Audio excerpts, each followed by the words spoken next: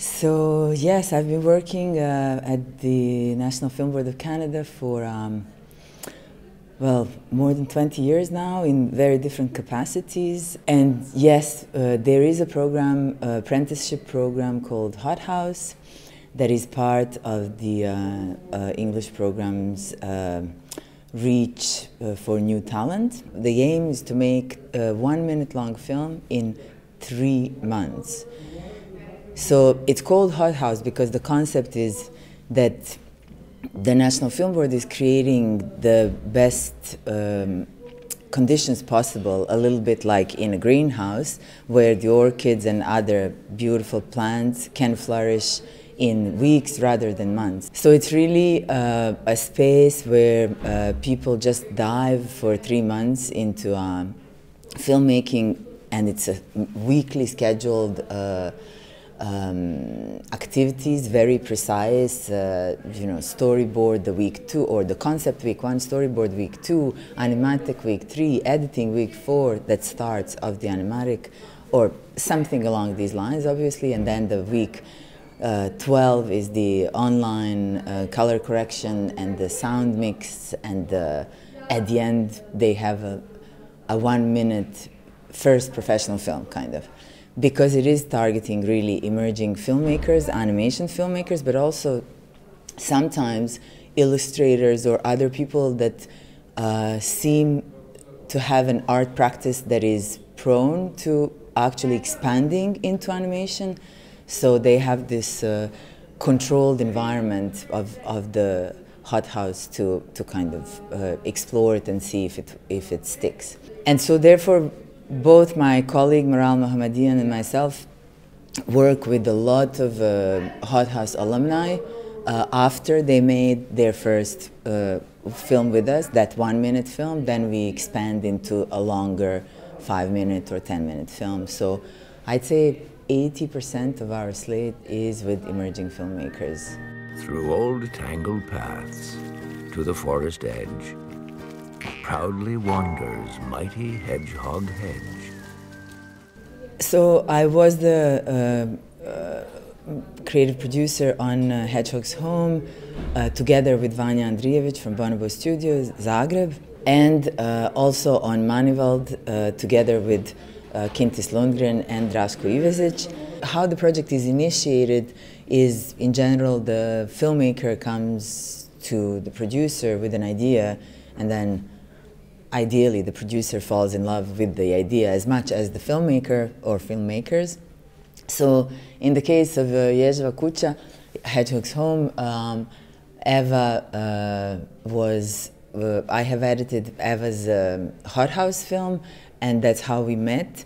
And then she came to me by the time I became producer full-fledged. And then she came to me and said, would you like to work on Hedgehog's Home? And of course, I was absolutely mesmerized by the idea. So it was actually one of the first projects that I co-produced. So then we decided it would be nice to have a co-producer from the region, and then I found Vanja, reached out to her, and I was quite happy that she said yes. And then I had to kind of present it to the NFB higher-ups in order to get the financing, because it's a within the house type of financing pitches for financing, and then once we persuaded everyone that no, it won't be something archaic and bizarre, it's going to be really amazing, we then structured the production itself in Zagreb, and Eva went to Zagreb and worked there with the animators and the fabricators of the sets and props. An amazing creative team. So basically the pre-production, or the development and pre-production, happened in Montreal, the production happened in Zagreb, and the post-production then happened again in Montreal. And for Manivald, I met Kintis and Draško in Annecy 1 year, and they started talking, well, they presented the idea of Manivald, and then we had these conversations about Manivald's mother. I was like, I want to understand, who is this? And then I fell in love with the characters, and we made a 3-part co-production, Croatia, Estonia, Canada.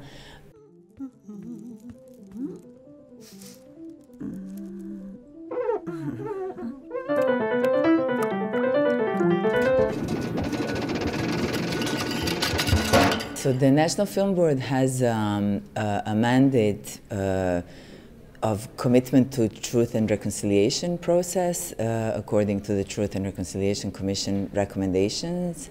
There are 96 recommendations on many levels throughout the society, but the National Film Board is really trying to offer a safe space for indigenous filmmakers to tell their stories in their way, by them, for their audiences that they choose. So it's not colonial way of storytelling, or it is really an indigenous narrative sovereignty that we're trying to obtain, which means that at least 2 out of 3 key positions, producer, writer, and director, need to be indigenous.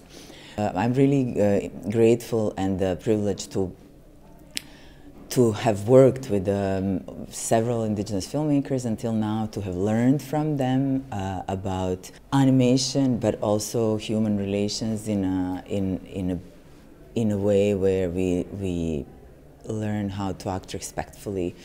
And so I worked with Terrell Calder on Beneath the Hidden Island of Ethics, and also with Walter Caherton Scott on Zenona.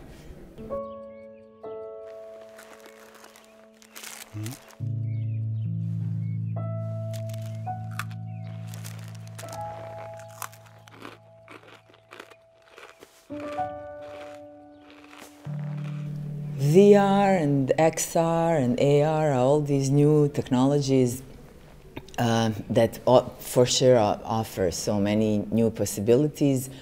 I personally produced 2 VR projects, but they were in fact linear animated films in 360, in fact. So the first one was Minotaur VR, that was in fact the project existed in stereoscopy, and Monroe Ferguson, the director, already draw the 16:9 format film, but for 2 eyes with the stereoscopic animation drawing device, Sandy.